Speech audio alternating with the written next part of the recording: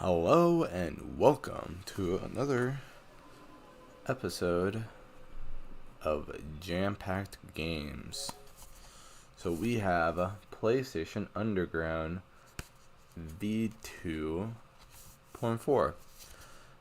This one has two demo discs in one, and it's pretty cool because it has a bunch of like little demos and videos and stuff like that. And also there's these little like sign up things. These ones are pretty cool. Didn't know that they have this stuff in here. All this merch too. I would love to have a Crash sweater. That PlayStation hat looks pretty cool. Oh, okay. So I'm assuming that the first disc is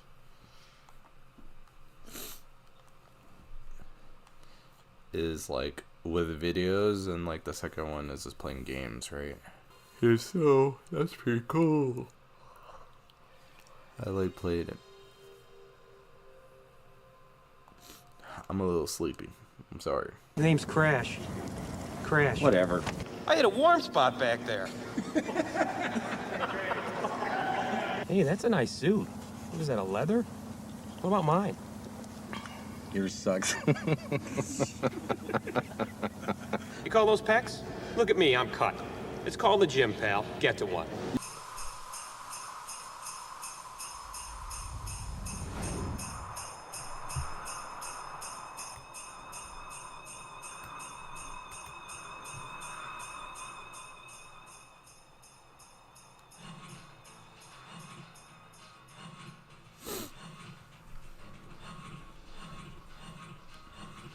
Yeah, this has videos and stuff. Hell yeah.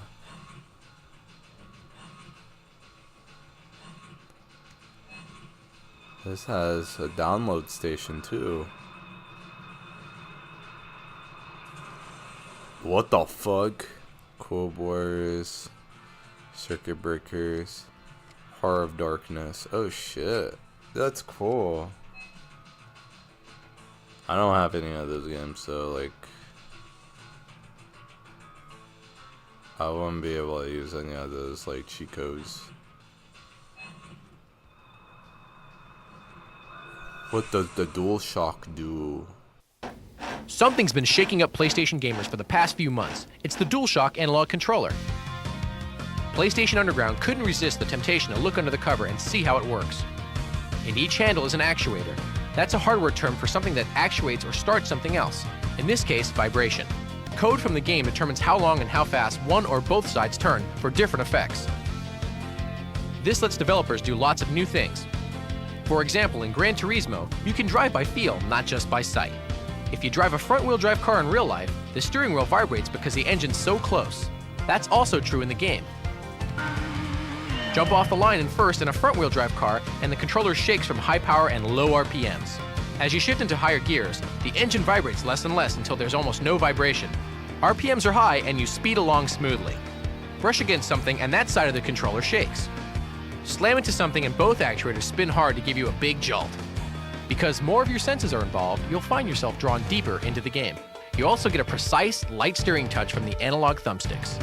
Virtually all new titles are being programmed to take advantage of the DualShock vibration feature, including Crash Bandicoot Warped, Metal Gear Solid, Tekken 3, and Spyro the Dragon.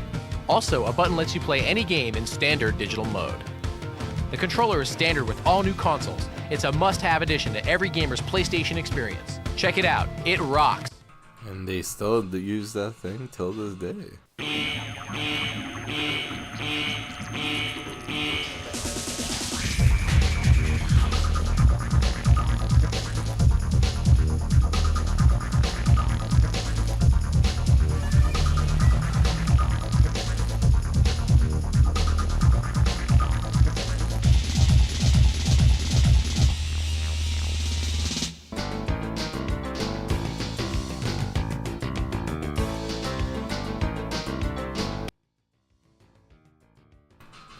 I'm clicking on X to order as if I'm gonna order like this shit, dude. Dude. Speak your mind. What's the speak your mind? You guys are the bomb because I've played every game and everything that you guys sent to me. The only other changes that I would need to do is made for the sports games. Why does basketball have to have 1 minute to play, only 1/4? It should be 2 minutes and 4 quarters. Why does football have to have 2 minutes and 1/4? How about 5 minutes and 1/4? I just think your magazine is cool. Every person I show it to loves it. They ask, where did you get this? I love your music videos and I have tournaments with my friends. Just keep it up.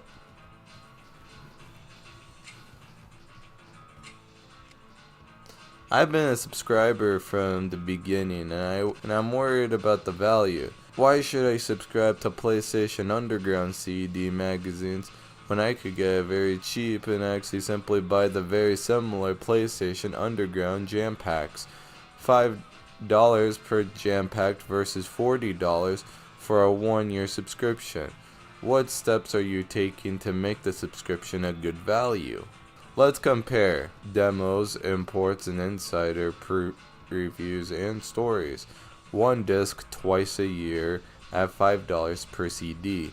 CD magazines, demos, imports, codes, and inside previews and stories. A double disc issues of 4 times a year, that is $30, not $40. So the magazine gives you twice as much insider info, twice as much often, for about $3.75, $3.75 per disc. You made the right choice by subscribing. Thanks for writing. If you like, grab a video camera and record what to say. That's... Dude. Fucking slow the fuck down, dude. This is cool. Credits. Fine print. Well, this is just the fine print. Hidden codes.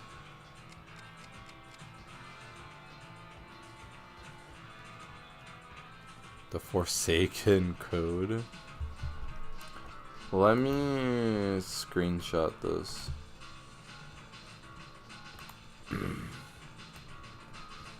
Just so like when I get into like the second one, like I know what to go for. Code archives.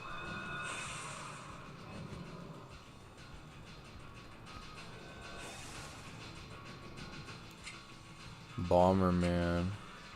Oh, these are codes. Jersey Devil. Collect the bonus lives added. Oh shit.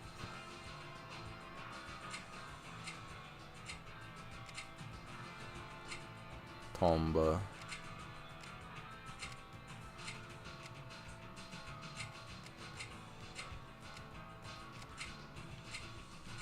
And they have like multiple of them. So it's not just that. Play as an alien. You must shoot 3 Marines first. Don't shoot anything else. If you do, then the code won't work. Bubsy 3D. Yo, guys. Clip it and ship it. And I guess we'll go straight into the videos. Being a sheep and trying to make it in Hollywood these days is not so great. PlayStation Underground is taking you onto the set of the latest Spyro TV commercial to see how things are done. We're asking an important question. Are real sheep in today's Hollywood getting fleeced?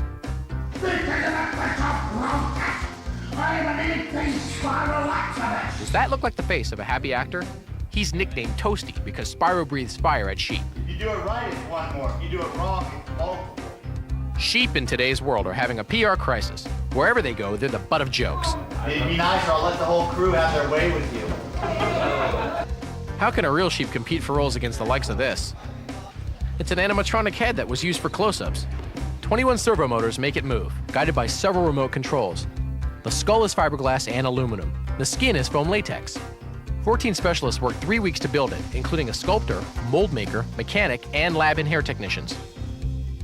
Genghis, come! Imagine being a sheep and having to share a trailer with a co-star named Genghis. Around Hollywood, whatever Genghis wants, Genghis gets. Who thought up the Spyro commercial? These guys from PlayStation's ad agency. We played the game quite a bit, and we noticed that there were some sheep that sort of came to unhappy endings in the game. And so we said, geez, what would it feel like to be that sheep? And that's basically where the idea came from. Why did they use animatronics for sheep instead of computer graphics? I think it helps it stand out. The video games are all CG, actually bringing our sheep to life with animatronic, it seems to bring the character, more character. That's it from the Spyro set, where the men are men and the sheep are animatronic?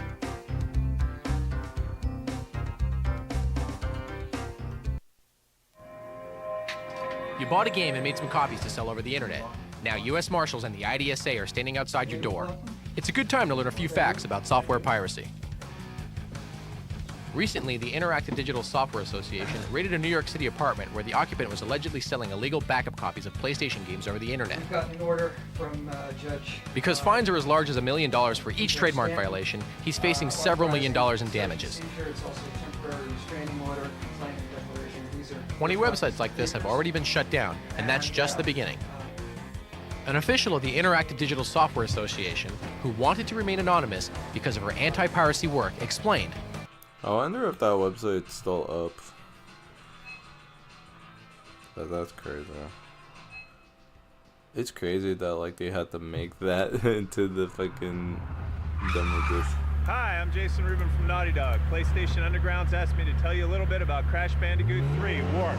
I wanted to be sure that we preserved the classic intuitive gameplay that has made the Crash series so successful. We found that gamers worldwide truly enjoy the structured interactions of this style. Making a new mechanic and trying to make it play well and work with Jason's animation for the character, because it all has to integrate together. Crash is like driving along on the motorcycle and he turns, he's got to bring the motorcycle down, put his knee on the ground like the way a real motorcycle rider does. And so there's a real interaction between the gameplay programming, controlling the feel of that motorcycle, and the animation. And that's probably one of the most important programming things. If the game doesn't feel good, if it's clunky, then it's not fun. When we approach a level, this is an example, this is Arabian level M. It's basically somewhere about 2/3 of the way into the game. We think in terms of the player's abilities at that point, and we also think in terms of the character's abilities. One of the things we wanted to do was bounce on tarps, because bouncing is a fun mechanic. Kids love to bounce on beds, and it's just always fun to do. We decided to do something that hadn't been done before. In Crash 2, all the enemies on the hang section you had to avoid. You couldn't specifically attack any particular enemy. And in this game, Crash will actually get to fight enemies while hanging. The deaths are an important part of this game. What we learned in 2 is that people, if they die and there's something funny that happens at the end of it, it sort of softens the blow of taking a hit. We have the game designers come up with their wacky ideas of what we should do, and we have the artists coming up with their additions of what would look cool with that idea, or what would be best suited for that idea. Well, we start out with the just a rough vignettes, just to get the feel of which direction we should go. And then once we see that we're in the right environment, so we go straight to the line art.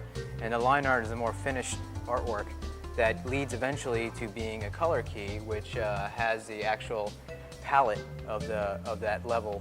So that way we can take different elements of the warped background and go to the computer and start modeling and start making textures and start applying lighting and coloring and things like that. Or I can also do a lot of palette shifts. And if, for example, I can take the daytime and I can make a nighttime version of it rather quickly. Heck yeah. What cool fuck. This is such a cool little demo disc.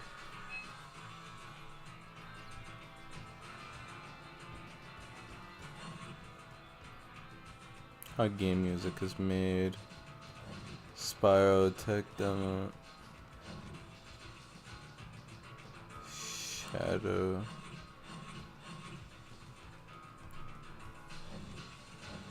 Project Wormhole.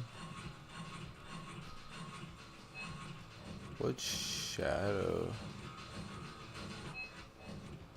Oh, this is a demo. I thought this doesn't have demos. Oh shit. The fuck is this?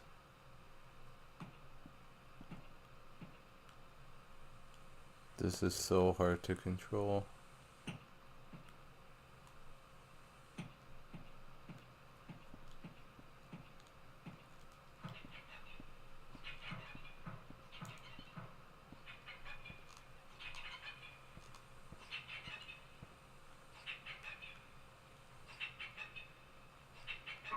This scares me. I don't want to do this. But what crazy fucking demo disc.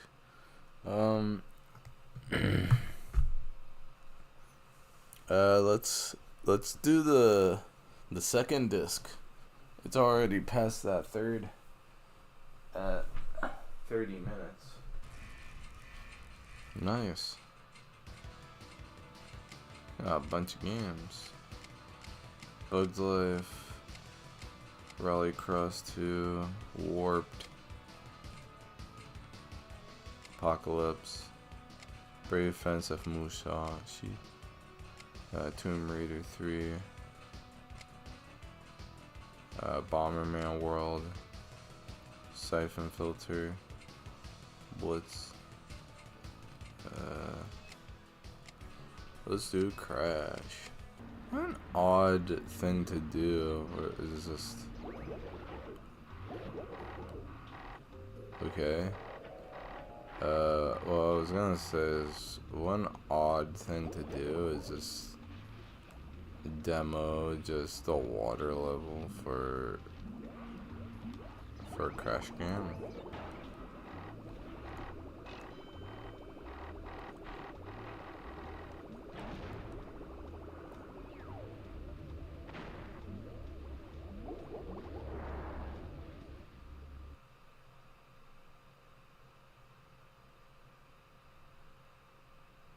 Oh, I guess that's it. It's just the water level. Not gonna lie, that's kind of ass having just the water level. Let's do Bomberman.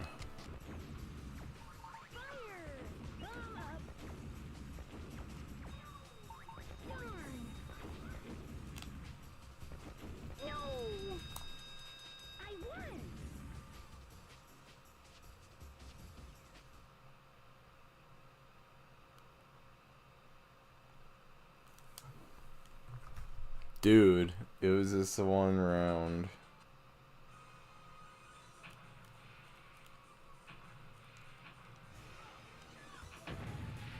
Oh shit. Jump.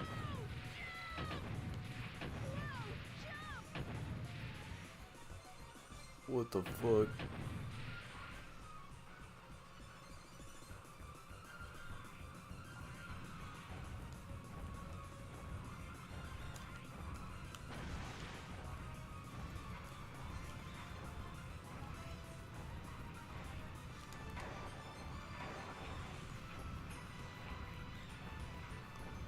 Get the fuck out of my way.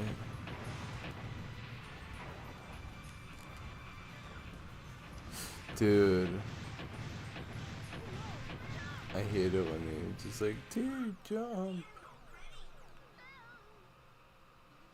Huh? The end's already?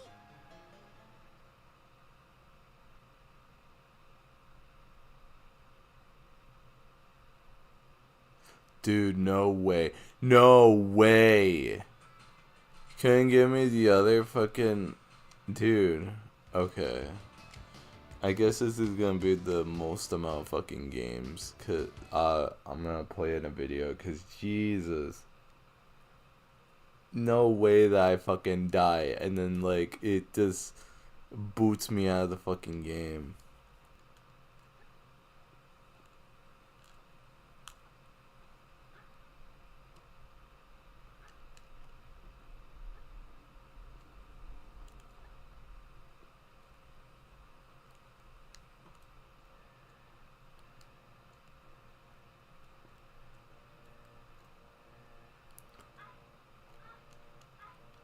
What the fuck? I'm getting my ass beat. What the fuck? They're beating up a woman.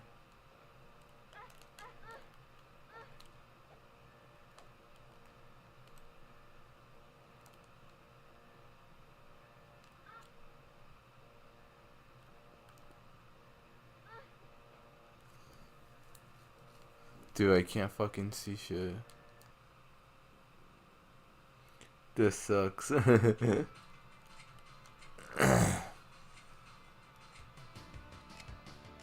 know what? Let's play a racing game. Because I know that dying in a racing game is hard to do. So...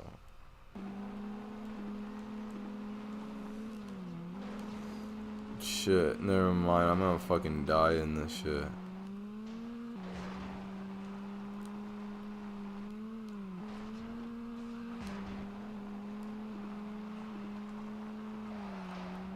Fuck.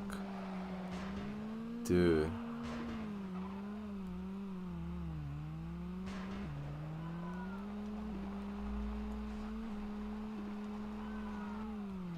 Turning is so fucking easy in this game, but like it's like hard to explain because like you turn on a dime.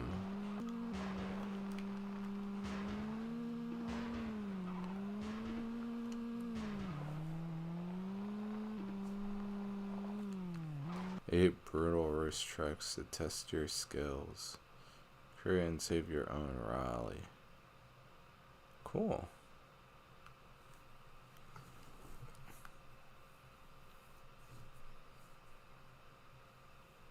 You know, this is where we're gonna end it off here.